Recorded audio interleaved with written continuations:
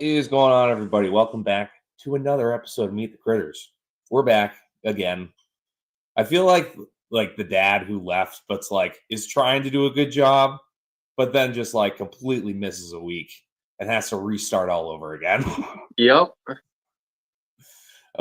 It's that time of year again where it's complete chaos in the butcher world. It's fall. Everybody's trying to get their animals in before snow flies, deer season here and there. So, and it's everything that can go wrong is going wrong. All that fun. I'm in the middle of getting a new well dug. That's getting all trenched. Yeah, it's you add everything up, and it's this is awful. Yeah. How's the well going? Good. We've got it dug, and it's the water pressure's nuts. So we've flushed it a couple times. So now I think even because we're in the height of the drought up here, and it's even with those conditions, we have 6 feet of standing water, just good to go at any time. And the refill sounds it literally just sounds like fire hoses as you refill it, because we've been I forget what kind of pump it is, but it's just 4-inch diameter tubing, and it's it'll pull it out in a matter of seconds. So they dropped it another foot just with that. So we're getting there. It just needs to get trenched and all the supplies bought and everything. So we're having fun with it. Nice. I see that you're running a pump and hauling water to the pigs and stuff. So luckily, once again, my neighbors are fantastic, but they let me borrow. They have it was a brand new a diesel pump that you can hook up to the battery, which I need to buy one of those damn near immediately as soon as I give that one back, because that thing is handy as hell. Nope, I'm missing comments. Yeah, we got a bunch of people in here already. Yeah, we do. But yeah, so that's been interesting. Just loading, depending on if I have the kids or not. It's a little easier with the tractor, just because I can get the bucket in there and reach in. But I've had the kids the past couple of days, so we had to do it out of the bed of the truck, and the windows open, and my 2-year-old's just screaming, "Pigs! Pigs!" She's a savage, dude. Oh, yeah. It's been complete chaos around here, too. I get it. Friggin' last week. Tyler's back. Tyler What's hasn't been in the comments in forever. Yeah, I see that. What's up, buddy? But, yeah, we had a lot going on this week. I had pretty much every neighbor call me at least one day every week about calves being out or heifer being in the field, and I had enough of it. So yesterday, I took Gage out hunting. He's been begging me to go hunting, so we went out hunting for a little while in the morning. That didn't last very long. So we came back, set up. We reorganized freezer, and then Josh and Logan came down, and we caught 6 of the 8 pigs we had left for the week. Well, Josh caught most of them because I was bouncing back and forth dealing with customers because I was taking deer in. I think I've got 12 deer in the cooler again to cut for tomorrow. So that's been crazy, just trying to keep up with all that. And then we caught the calves. We caught that one heifer that keeps getting loose. Right. She's currently at the auction house. Calves are down at the neighbors in the weaning barn. Nice. Fixed a bunch of stuff, reorganized a bunch of stuff, trying to get ready for opening day this weekend. So, been insane. Yeah. I'm trying to find a comparison to normal people. I feel fall for everyone else is this joyous time where it's the holidays are coming up, then it's starting to get chilly, and we get to put on a sweatshirt and everything's fine and dandy because look at the leaves. And then it's fall for us is just oh, this is awful. This hurts so much. Yeah. Yeah, it's I think I got 2 good solid weeks where I didn't have to do too much at the butcher shop on the weekend. Right. Those days are long gone. I'm back to 7 days a week. So the little bit of farm projects that I had left, pretty much get them done while you can. Logan and I were trying to get a game plan for getting the pig pens in the barn done.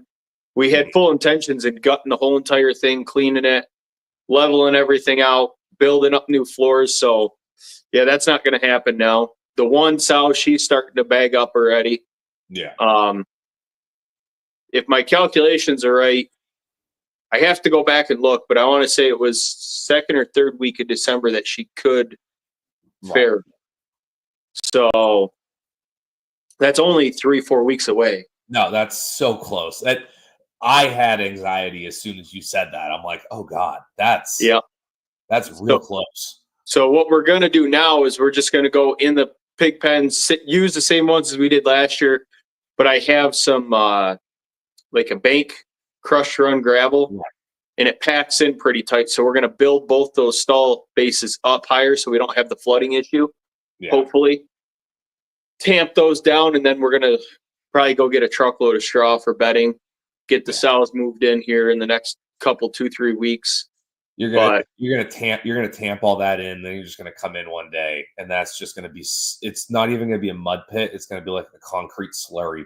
Yeah, because they're just gonna root all through that, and as soon as it gets wet, it's just gonna go. I'm hoping that if we build it up deep enough, it won't get too wet, because that stuff packs in hard. What if the problem is I should have done it about a month ago and let it set.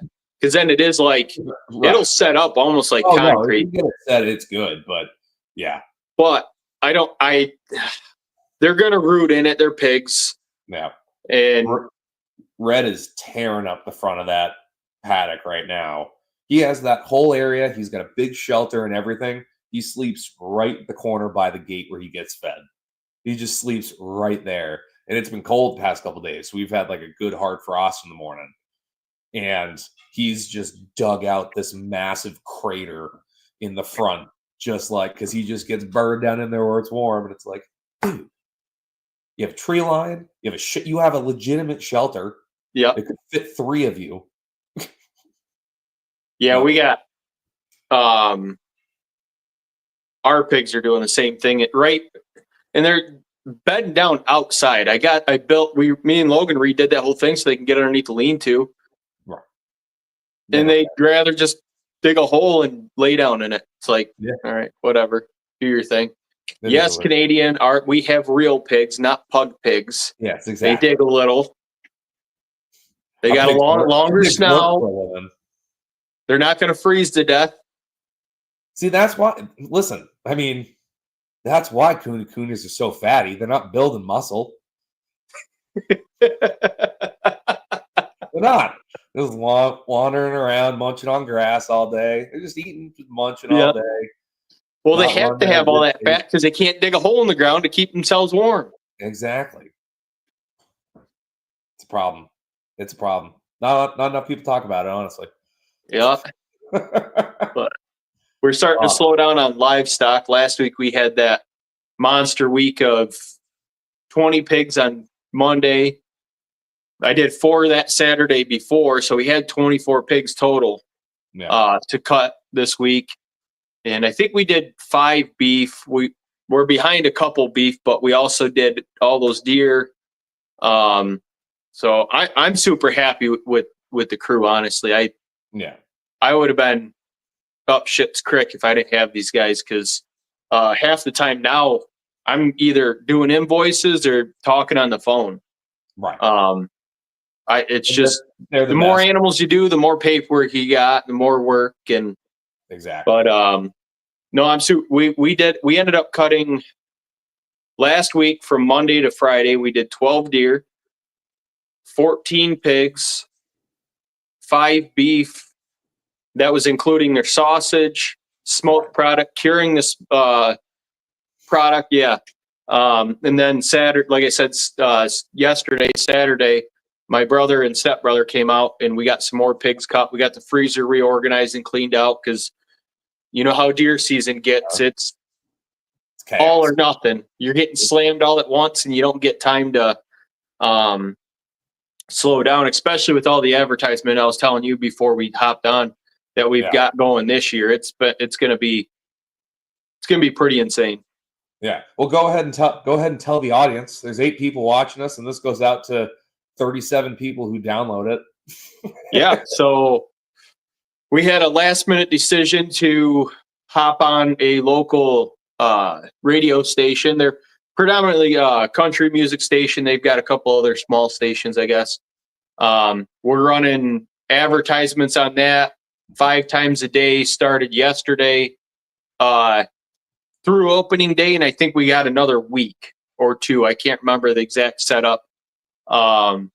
They are also coming out. One of their personnel that actually hosts the radio every morning or afternoon. I'm not sure who's actually coming out. One of them are actually coming out here for 2 hours. Yeah, they'll be here for over 2 hours at lunchtime.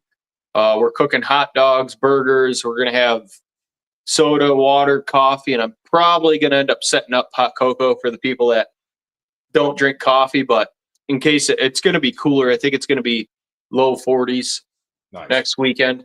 Yeah, it's going to be a whole event, so people can tour the shop while we're skinning deer, and we're going to have people dropping off, so it's going to be pretty chaotic, I think. Yeah, it's going to be chaos. Yep. From the outside, it sounds fantastic, but I've been on the other side of those situations. I've just been like, I hate all of this. Like, this is a good idea, and it's going to be great, but God, I hate this. What do you guys do if a deer comes in with a 22 in its head? I don't look. I don't care. When it comes to when I have 60 deer laying on the ground, the skin comes off, they get hung up, and they get rolled in the cooler. The DEC want to look into it because they are going to be stopping. I think they called and told me twice on opening day and at least once Sunday. Yeah. And then multiple times every week throughout the season. So that's not on me. That's on the hunter. And for me, it's like we still, I think they do we definitely have online tagging now, but a lot of people still bring them in, and I'm like, okay, no tag, I'm not taking it. I'm not playing that game. I'm too small. I depend far too much on this business to get shut down by Fish and Game, and I'm like, if it's tagged, okay, works for me. Yep. Like.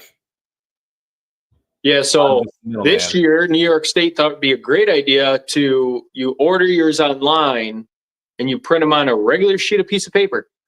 Yeah, I don't like it. I don't like that. Like, but we have so many checks coming in. If they're right on top of it, one of my repeat customers brought me a deer, and he said that he forgot to call his deer in last year. They dropped off here. They showed up at his house.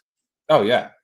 Luckily, his tag and everything was filled out properly. He just forgot to check it in, which you literally do it on the app now. As soon as you shoot the deer, there's no reason why it's full act as long as you have service. But you just pull it up on your phone and you just click the tag that you used and check it in. It's easy as that. You don't have to call it in and sit there for an hour going through all the crap like we used to have to do when I first started hunting.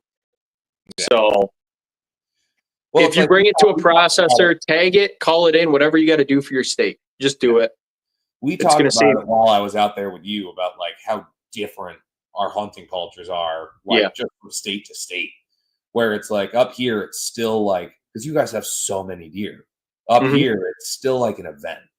And I think a lot of people like really still feel that way. Well, they'll go in and they'll tag it, and there'll be like 7 people with them when they come to drop it off, and everyone comes in and shoots the shit. And it's like, there's something I really like about that. And it's like, I don't know. I feel like you lose it a little bit where it's just like, all right, I'm on the app. Ting, ting, done. Yep. Like, I don't know. Yeah, and that's what I enjoy about deer season too. Like, we've been full bore with livestock. It kind of gives me that break. I enjoy hearing the hunting stories because I hunt myself. So, but opening weekend, luckily, I'm pretty sure we're offering everybody to come in and work. Right. And I'm pretty sure Logan, Josh are going to be here. We're going to have a full crew because they're supposed to pull me away. I think they got 6 live interviews for the whole event. Right. So I have to go out and actually talk on live radio. That'll be great. Luckily, I have experience. You podcast every weekend. You're fine. Yeah, I don't know. It's different to me because it's local. You know, everybody's right here. They get to drive by my shop and be like, there's that idiot that fucked up on live radio.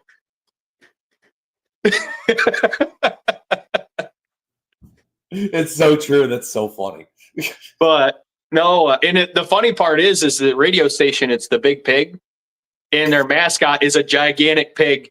So my father-in-law posted on Facebook, he shared it, and he goes, oh no, the Big Pig's going to Bare Bones Butchering. Will he make it out alive, or will he end up in the smoker? That's fantastic. Yeah. Yeah, you're gonna take some pictures with that pig that's gonna get that radio station canceled. You're gonna be the next internet national incident.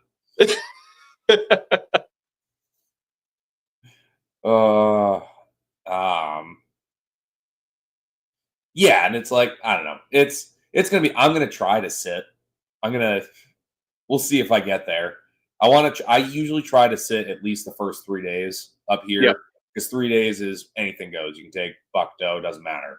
Because I'll take whatever. And especially with knowing the onslaught that's about to happen the rest of the week, it's like, all right, me getting a deer is not as important as getting all these deer done and getting paid. Like, so same thing here. Usually our opening day is like the weekend before Thanksgiving most years. Yeah. This year is an odd year because our opening day is 2 weeks before Thanksgiving. So usually what I've done, because I've been processing deer for quite a few years now, is I'll hunt opening weekend. Yeah. Thanksgiving morning. All I'll do Thanksgiving morning is after I get out of the woods, I'll skin deer until we have dinner. Right. And then usually I come home and skin deer until I'm sick of skinning deer or I'm done. Just depends on how many I get in. I thought about it today. I'm so mentally not ready for deer hair. Oh, I know. It goes everywhere. Yep. Everywhere on everything. Yeah, we got my hoist, the controller on my hoist got moisture in it. And for the last 2 weeks, we've been dealing with it. It's just cutting in and out and everything. I tore it apart, tried getting it dry out. Luckily, I ordered a new one. I got that put on today. That'll make Earl happy. Oh, yeah. And you want to make Earl happy. You have to. You have to make Earl happy. Yeah, you get an employee like Earl, you have to keep him happy. But it was annoying. The things I had to do to keep Earl happy while I was there, I'll never recover.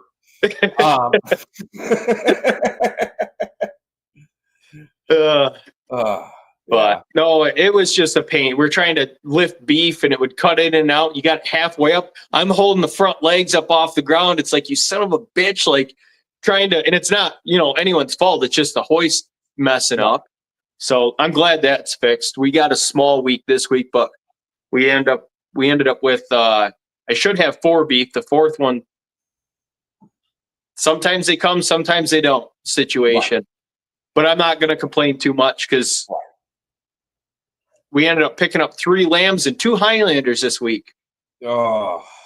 Yeah. I had a 3rd Highlander lined up. I didn't realize I had 3 Highlanders lined up for the same week, but the one lady called and canceled. All natural, no hormones, grass-fed bull. Absolutely. So she called and canceled. I wasn't too upset about that. And then these guys are steers. They seem pretty calm, surprisingly. I was talking to the farmer. He sounds like he raises them right. They look like good quality animals. They're smaller. They're Highlanders. But probably like a 450 hang weight. Yeah, probably. I'd be surprised if they are or anywhere close to 500. Yeah. We'll see. But we slowed down. We're also decided to take livestock in during deer season. So we have slaughters every week. Why not? Why not? I honestly, last week, one of the employees left at 10 a.m. on Monday. Jill cut. I mean, we got done late Monday, but I want to say Jill cut 8 Yeah, she cut 8 deer pretty much by herself on Monday. Jesus. And Earl and I came out and helped her finish up after we were done with our slaughter on Monday. So I think the 4 of us, as long as we're all here and working, we should be able to move some deer out in a normal cutting day. Once you get into a rhythm, that's the thing of it. Once you get into a rhythm, you're solid. I got to get the breakdown video from Earl one of these days. I keep forgetting. He actually videoed me doing a full, like, breaking down a deer off the rail. Nice. So that's going to be a fun one. I know. I think I have been thinking, I'm like, all right, still need to start doing YouTube videos again. But I just bought a new skinner. Like, it's one of the like lamb style skinners where it's 5 inches and it's only a slight curve. So I've always wanted to try one. So I'm like, all right, we'll figure it out. Hopefully it'll be a little bit nicer for doing deer and doing pigs and stuff like that. So that 6-inch beef skinner is like, it's tough. I don't use. I only use my 6-inch curved when I'm doing lambs and deer right now because the beef skinner's almost a little too much. It is. Because it's like, well, when you look at the design of the blade, it's like it is perfect for beef because you get to take those long, strokes with it. This sounds awful to anyone completely out of context. Long sweeping strokes on a 6-incher. Strokes on a 6-incher. But no, but when you're doing deer or bear or even some pigs, like if you're doing a big Yorkshire, they'll work solid. But it's too tight to maneuver around in there. You can't take those long sweeps with it. So I'm hoping this works out a little bit nicer. Yep. Yeah, I don't even use it on hogs because 90% of them are the hide's too thin, and I end up cutting through the hide. I mean, you do periodically, anyways, but the only thing I use my 6-inch skinning knife on is beef, really. Yeah. At the moment, I want to try getting a smaller, like an actual hog skinning knife. I just haven't ordered any to try them out. Yeah. No, it's interesting. Never a dull moment. But yeah, I think I'm gonna try to make a video with that.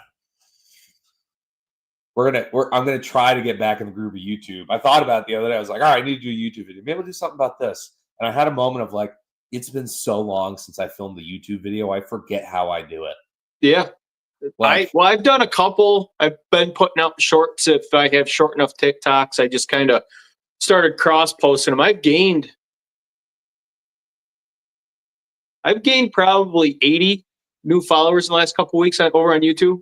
Nice. And I think I'm 100 followers shy of being able to go live on TikTok right now. Yeah. No, you're pretty sure I'm either 100 or 101. I'm pretty sure I was at 899 last time I looked. Nice. Yeah, because I looked at my YouTube today when for anyone who listens to the podcast on the downloadable, you'll realize that there were 4 different episodes uploaded today because I had completely forgotten. So congratulations, like on the last 4 you just listened to. Yeah, I was at I'm at 1100 on YouTube. I was like, oh shit. But I've been like literally I've just been since I added the buttons on TikTok and like added them to my link tree and everything on there. Like when I'm doing lives, I just promote the hell out of it. Like I'm always telling people, it's just like, hey, I'm also on YouTube. I've got 180 videos on there of this shit, and it's way more educational. Like, go check it out over there. So I've gained quite a few from TikTok. Yeah, I'm pretty sure I have mine linked on mine. I have to go over and look on TikTok. Yeah, it's worth it because it's nice to be able to point them to it, and they don't have to go searching for it. All they do is click that button, and they're there. Yeah. No, I want to. I've got one. Somebody on YouTube asked for more of a description on the smokehouse, so I need to get that done soon. Yeah. Kind of. They were talking about the flow and everything. Yeah. Yes, Canadian Farmstead. Canadian Farmstead says, tip, less dancing on YouTube. No, I absolutely agree. Well, that's what I was, like, I always say, like, my YouTube videos are drastically different than my TikToks. I've just been so hot and heavy in TikToks, my brain doesn't work that way anymore. I'm like, oh, yeah, I have to, like, still be like kind of be funny, but still be like very educational of what I'm talking about, and trying to remember the angles of stuff of how I do it. I'm like, all right, we'll figure it out. But Yeah. hopefully in the next week or so, there will start being more YouTube videos. So we'll see. We'll see. We'll see.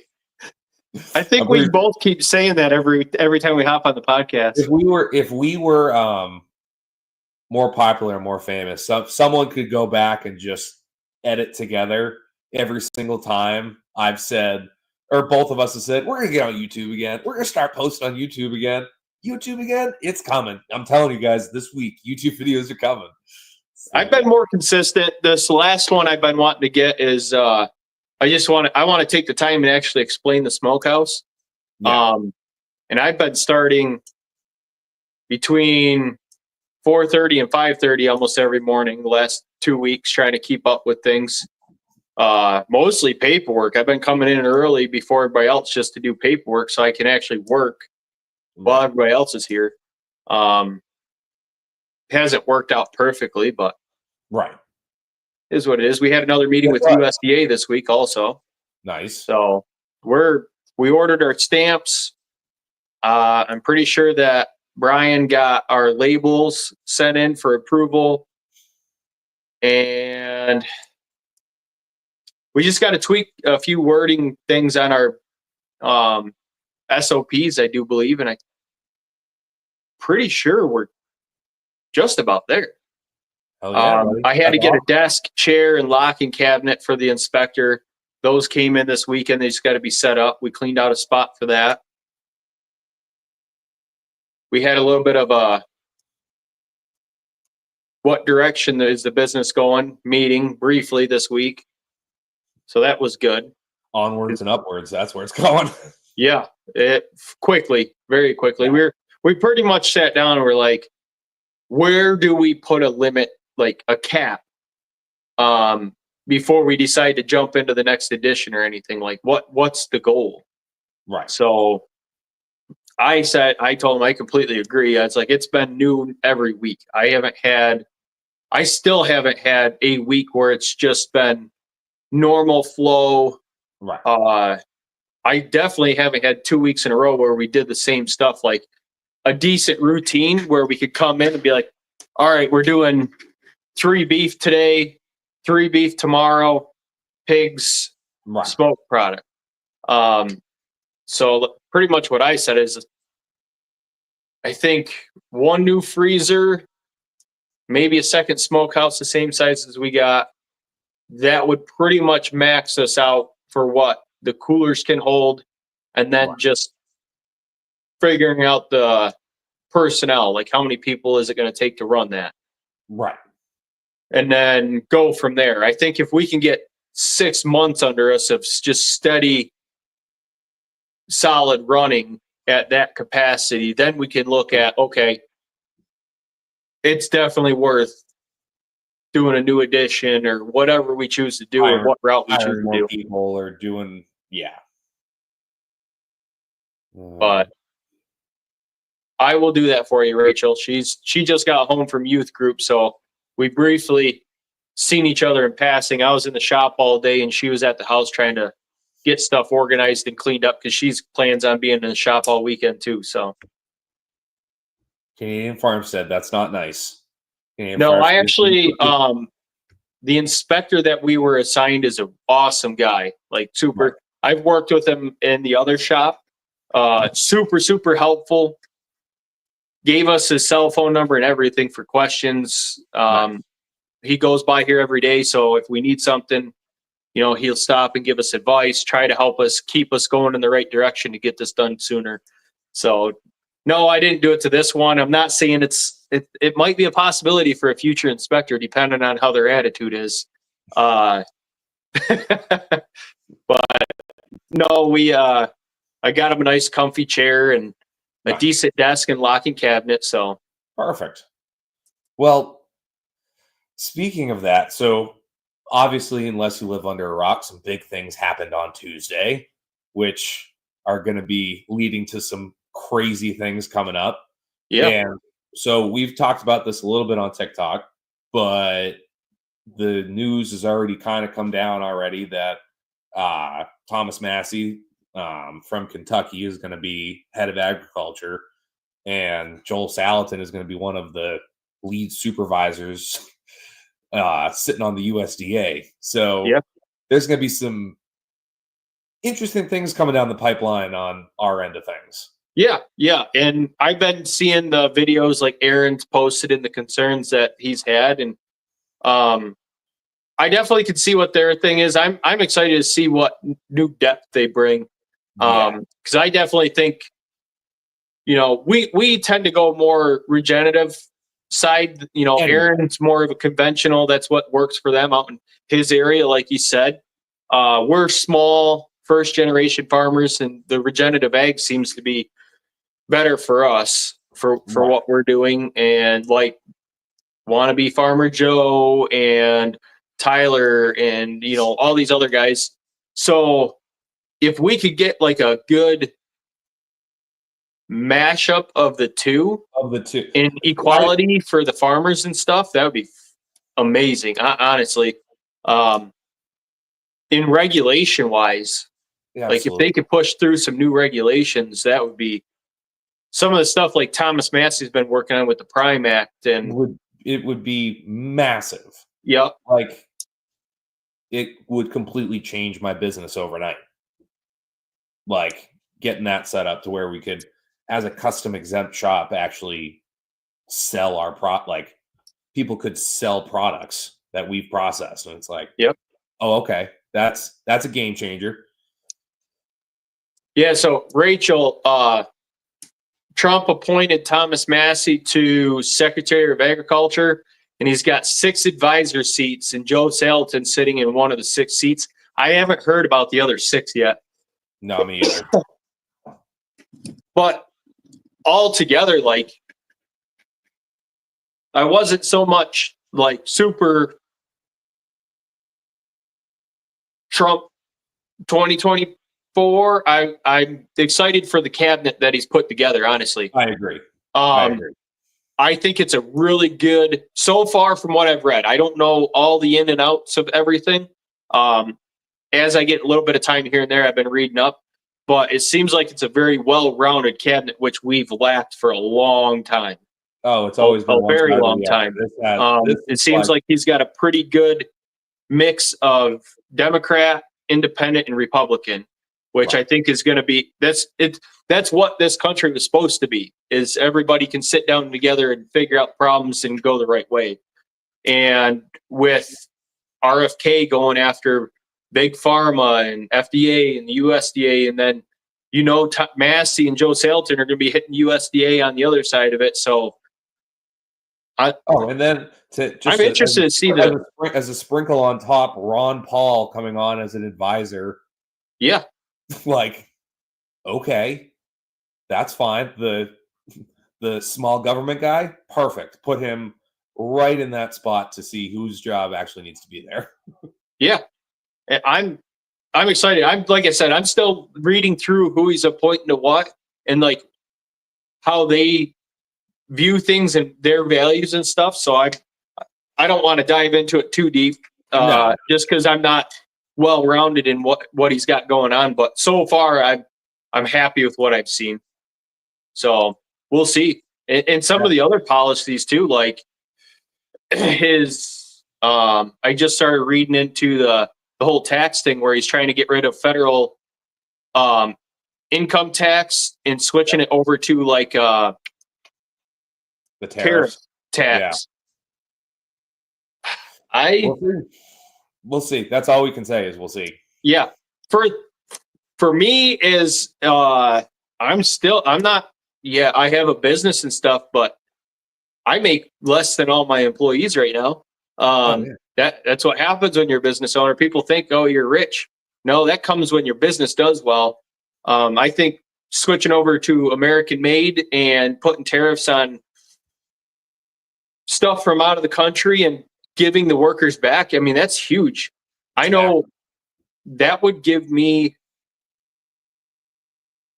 well over an extra $100 a week. That's like make it or break it for a lot of American families right now. In this recession, you could throw an extra couple $100 in everybody's pocket a week. That's huge. Yeah, $800, $600, $1,000 extra a month for that family or more if both parents are working. Right. I don't know. We'll figure it out. But yeah, I'm definitely looking forward to seeing what the two of them do in those spots. Yep. Because I don't think there haven't been people like them, I feel like, in those spots in a long time. And we're seeing it now. Just I was rewatching a Joel Salatin thing the other day, and it's like, to just lay it out to where it's like, again, you have to ask the government if it's okay for your neighbor to eat the cow that he's seen out his window every single day. Yep. What? Okay. That doesn't make much sense. And that's the thing too. Why aren't they looking at Maine got rid of their cottage laws? Why can't they send one of their stupid officials up there and be like, are you healthy? Are you like, I guarantee you half those Maine people that are actually taking full advantage of that are probably healthier than 98% of the rest of the United States population. Well, again, it's like I'm pretty sure I talked about this when I kind of did that review of going down and talking to Congress, where it's like New England as a whole would take that deal in a minute of like, yeah, we don't need to be USDA certified. Like, we have enough small farms, we have enough small infrastructure that we can make a system work up here. Like, that's fine. But because it's federal, it's also looped in with Texas and the Midwest and all of these places where it's like you do have facilities that have 5,000 head or more going through a day. That makes sense why you would want somebody there from the government or a handful of people to go, is everything going all right? To where it's like, you want to talk about like being able to know where your food comes from. It's like, or like their worry about being able to like track food for like illnesses and stuff like that. And it's like, you just put 5,000 head of cattle through. I know the first and last name of the last 6 cows that like the owners that came through. Mm-hmm. You're able to track that way more on a local level. So I don't know. Well, I don't want to get too heated about it.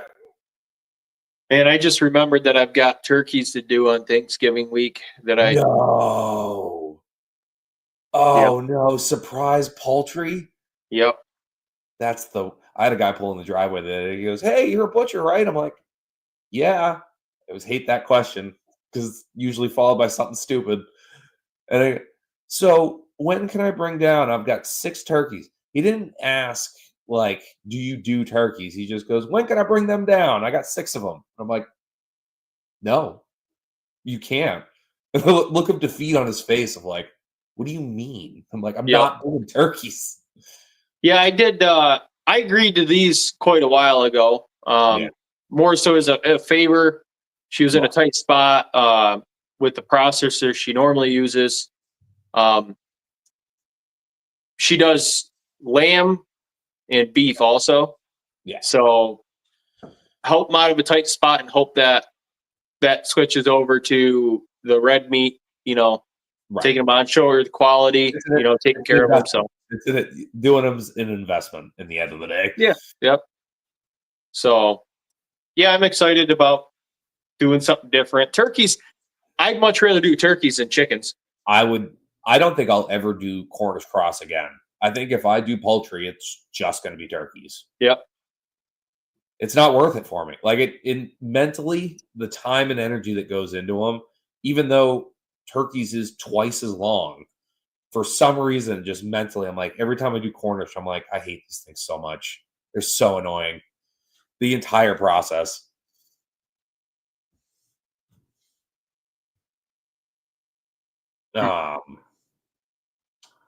But yeah, I am freaking exhausted. Me too.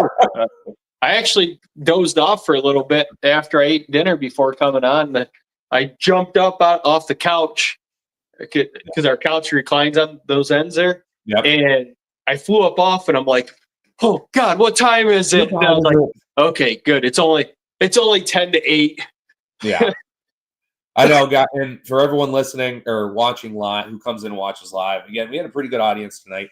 But I do apologize. We're kind of switching up times. We've renegotiated my kids' bedtimes, so things have been pushed back, and I'm trying to make it work. And usually when I do this, my wife's working. She's home tonight, but usually she's working, so I'm here solo with the kids. So it's trying to figure out the times of start and stop time has been interesting. So it's actually worked out a little bit better for me also, because Danae does youth group for the church Sunday evenings, and she gets home about 8:15. And now that it's getting darker earlier, McKinley has some anxiety about being over at the house alone for that little tiny gap. So now she doesn't have to be. So it's kind of helped with that too. So yeah. But no, and that's always the fun part about just, again, fall anyways. Now you have to completely redo your schedule unless you want to do everything in the dark. Yeah. Because, I mean, up here, it's like, it's dark by 6. Like, yeah, it sucks. Yeah, that's how it's here. Like, yes, well, with the rain that came through today, it was pretty much dark by like 5:15 because we were getting rain. Yeah. We needed the rain, but I could have done without it. Yeah. I'm not hurting for water right now. Nothing's growing anymore. Right. I could have done without it. It's just muddy mess with our clay. But I'm glad that we got those calves caught and stuff, because now we only have 4 head of cattle to feed through the winter instead of 12 or 13 like I've been the last 2 years. So nice. Yeah. That works. We're talking about downsizing the goat herd a little bit too. We got 3 bucklings, but I want to make sure that I don't know if they're quite old enough to breed to the does yet, but I'd like the does bred back before we sell them. Yeah. So I'm not sure. Things are coming together. Logan's been a freaking amazing help around the farm. He pretty much does chores on a daily, and he's been working full time the last few weeks too. So, that's but awesome.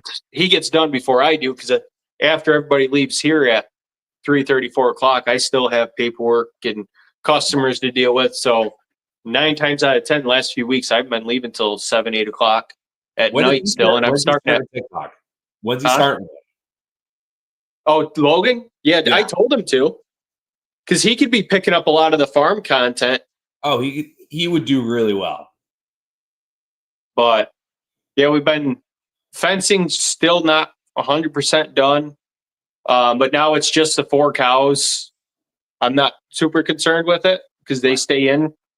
We got rid of the problems. The calves are in the weaning barn, and I did decide to put them on a. He actually feeds corn silage down there, so they are going on a corn silage, 3rd cutting hay and grain diet. He's not charging me anything to keep them there. I just have to pay for the grain. He told me not to worry about the corn silage, but I'm going to start slipping some extra cash on top of the bags of feed, just because it's a huge help for me. I don't have to deal with beautiful facility. He's got a nice working facility down there. So more than willing to pay a little bit, because the 100-pound bag of feed that I'm going to spend a week's only $20-something a week. Jesus. So I got to throw a little extra cash in there for his time and the other feed he's putting into them. So, but I'm excited to see what those calves look like when we bring them back for grazing season next year. They should be able to grow right out, and I'm not going to have that issue of them nursing on the cows all winter and dragging the cows down before they calf this year. So all in all, hopefully we have better quality animals straight through. I was really trying to stick with the grass-based, but like you've said 100 times, it's hard in the wintertime up here, especially if we get slammed like they say we're going to this winter.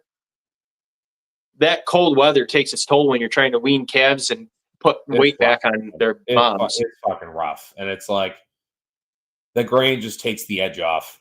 Like, it just helps them. They're healthier through the winter, in my opinion. See, the cows I'll probably still do. I'm going to start buying baleage. Now it's cooled off. So they'll probably get dry hay baleage, and they might get a mineral tub. But they should do fine on that. because they get a little bit of grain in the summertime, they get no grain at all unless I have to move them to a tough spot that they don't want to be in. But even then, I get them trained where I can walk them that hill that I took you out and showed you. Yep. I'll walk them from my fence line, my property line, all the way down over that hill to the next pasture wide open and without grain or anything. I just call them and they usually follow. Yeah. Well, that's where it's like, that's where I'm in the middle of right now, where it's like I have a paddock that needs to be finished and is in no sight of being finished anytime soon. I'm dropping 2 more feeders this week, the last 2 small ones. So I'll have 7 going into winter. But 7 total? 7, yeah, 7 total feeders going in. And they'll it's still a lot. I know. It honestly might be 6. Just because I'm like, I was looking today at the 2 that I will be doing, and then I looked at another one. I'm like, you're also kind of small, and I don't want to play this game anymore. Yep. You're going to be delicious. Like, yeah. I don't blame you at all. I think we are going to, talking about pigs. My plan for next year is we are going to raise feeders again out on pasture. After these 2 sows, Pharaoh, I think I'm going to kick them right back out and breed them right back. Yeah. To get like a early midsummer litter. Yeah. Because what my thought is, if I can build my customer base up now that the butcher shop's running very well, and we should be USDA by then, I'll raise another batch of feeder pigs. But I'm also going to keep at least 2 gilts back. Right. Now that I've processed multiple from each sow, I'm super happy with the product. I mean,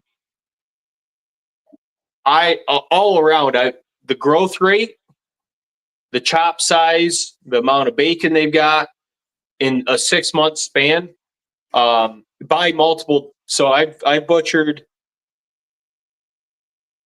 3 separate litters of piglets so far. They've all been fantastic out of the stock that I have now. And I've got 2 more coming in 2 weeks. That'll be just shy of 7 months. Yeah. But that's different farmers raising them. And they've all been very similar in quality. So that's what I was looking for. I wanted to see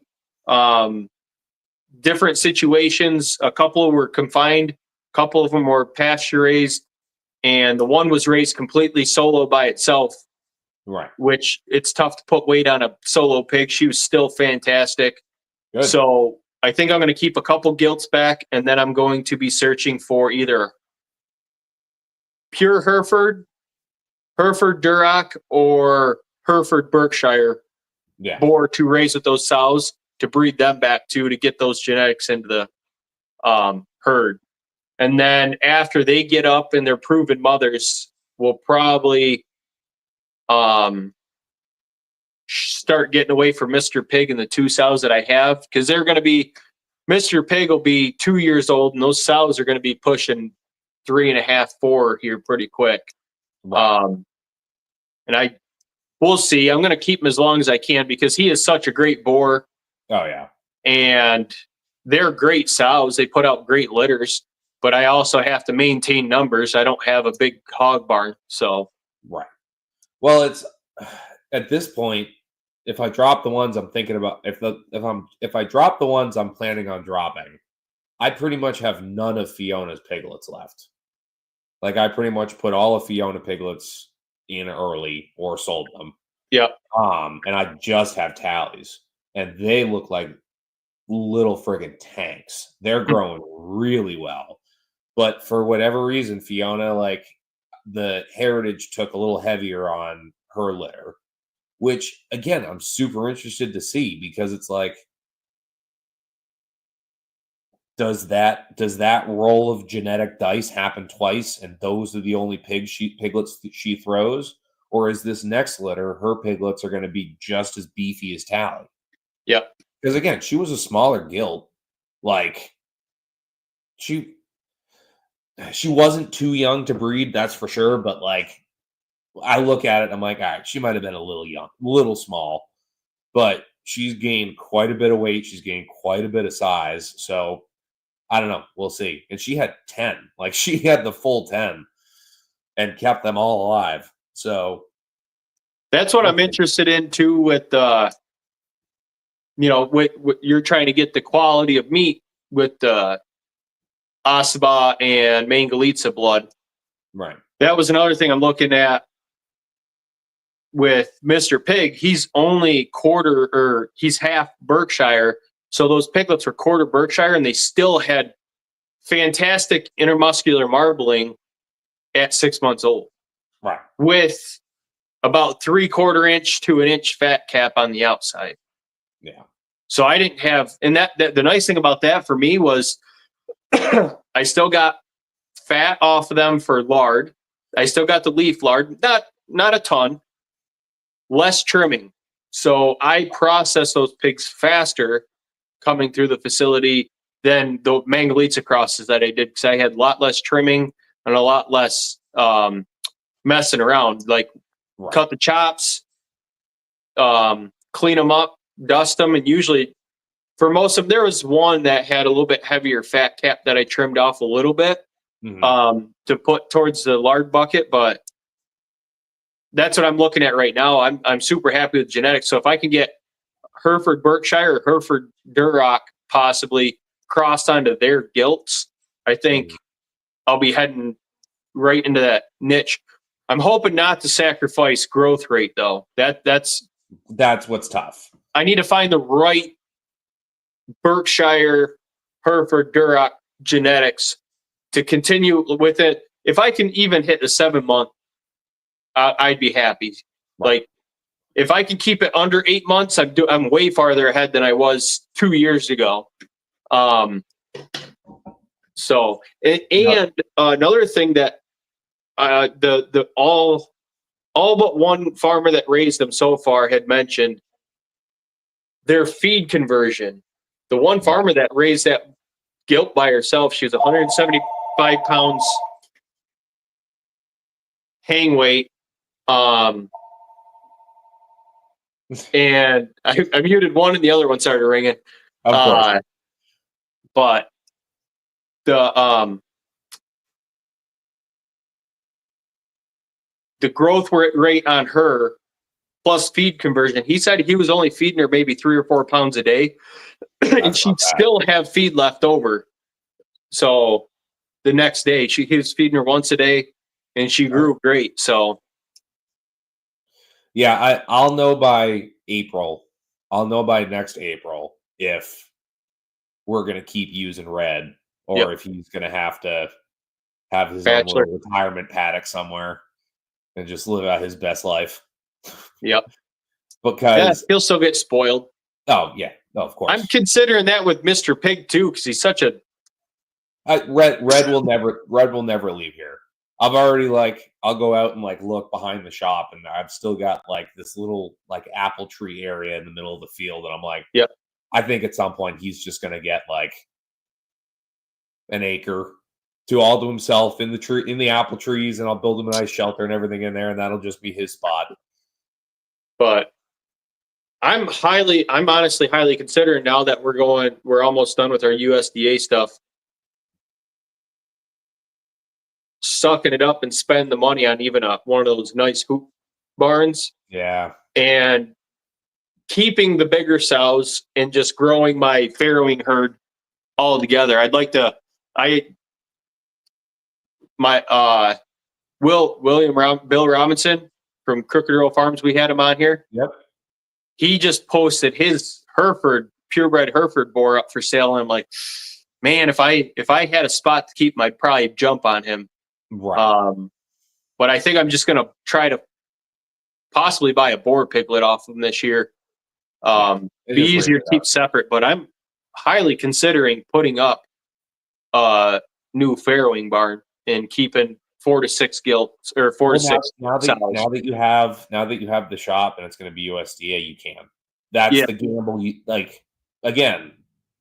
You've got that ace in your hand that you have the ability to just USDA cut them and get them out the door. Yep. Like, God damn. I'm rooting for the Primac and stuff still, even if we stay full USDA, for the simple fact for all the rest of the small shops, we've talked about it 1,000 times now. The game changer on the quality shops, and the ones that aren't quality aren't going to have the business anyway after a couple people get sick and put the word out. Well, again, this is so disconnected from 99% of the population's life that it's like for them to think about it at all is icky. Which, guess what? They're the majority, so they're going to go, ew. No, of course I want the government looking after my food. And it leaves all the rest of us here just like, thanks, we don't want that. But we're the ones that actually deal with it on a daily basis. But thanks for putting your 2 cents in. Yep. Screwing the rest of us. I do believe, yes, Rachel, pigs will eat black walnuts. Oh, yeah, for sure. I don't know how much the tannin and the husks bother them. I don't know if they wait till they're rotted off and it's just a walnut in the shell, but I do believe was it Troy over at Red Tool House talking about it recently? I watched a video, I want to say. Yeah. So yeah, I'm sure they do, and I'm sure they'd love them. I didn't post any videos on it because I didn't want well, one, I was busy. Two, I was just frustrated with the situation, but I talked to you about it. Mr. Pig decided that he was going to take a nice 4-day vacation from the farm. And he had Logan and I, when we were building fence, we cut some trees and limbs. Well, some of the limbs we had netting out so that Mr. Pig and the 2 sows, Lily and Susie, could go out underneath the apple trees up by my pond, clean up the apples. And Mr. Pig, he wanted to play with the tree branches. He kept grabbing them and dragging them over the fence. Well, he had one of the pieces of netting just wiped right out, and he went on his way. And someone stopped and told me there was a giant pig in the road. I went up, and I didn't see him anywhere. I see where he got out, and I fixed it. And I was like, he won't go too far. No problem. I'll lock the sows up. I'll open up the netting. He'll go back in. Later that night, nothing. The next morning, nothing. Logan and I both searched all the neighbors' woods. I'm like, how the heck do you lose a massive boar pig? And I was like, everybody in this immediate area knows it's my pig. They see he's right on the corner of 2 roads. They'll message us. Nothing. 3 days, nothing. 4th day, the school bus pulls in the butcher shop driveway. And so I go out. I thought I heard something. I go out and I know the bus driver, and he's like, hey, you're not missing that big boar pig, are you? I said, yeah. You see him? He goes, yeah, he's down the road quite a ways. He's in the road right now. So I hop in the car, go down there. I didn't find him. And I went quite a ways down the road, and I turned around, come back, went down, turned around, come back, hoping that maybe he popped in the brush somewhere and he was going to come back out. That night, someone posted on the Facebook group for our town, does anybody have a large black pig? He wandered in my yard, and he's now locked in my chicken coop. So we messaged him, and he was like 1.5 miles down the road. Walked past full-size breeding age pigs. I thought for sure he'd stop down at the Amish and try to get him with his sows. Walked right past them, ended up down where my calves are right now. Yeah. So we went down. I took Earl and Jill with me, and we walked them over to the neighbor's house that has the nice beef barn. Put them in there, a little bit stronger structure. I didn't want them getting impatient and tearing their chicken coop down. Yeah. Because it's just a woven wire fence. Right. And the funny part about it is I feel bad for the family. They had totaled their truck with the whole family in it that day. And his brother and mom picked him up.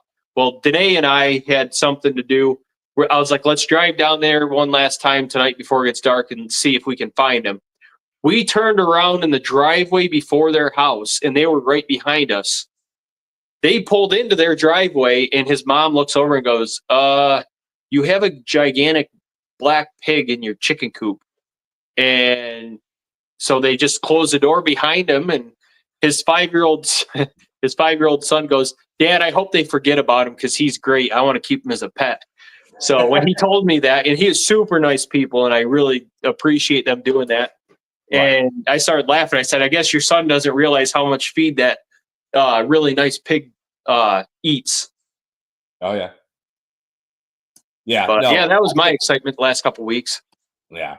I think there might be a little panic if Red got out. I think Red's just scary enough at like a glance that it wouldn't be like, oh, look at that big cute pig walking down the road. It'd be like, what is that? Like, I don't know. We'll see.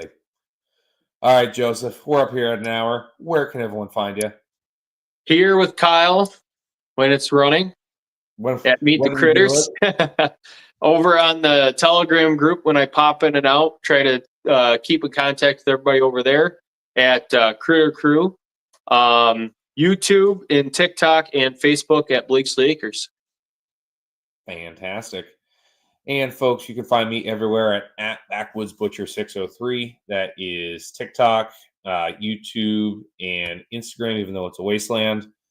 I promise, guys, I'm going to try and get some stuff out in the next couple of weeks. I'm going to be slammed. I'm going to be busy. But again, it's going to be deer season. So I'll have it's weird. You don't have time, but it's it's a more interesting scenario. So I'm going to try to get some deer videos out next week.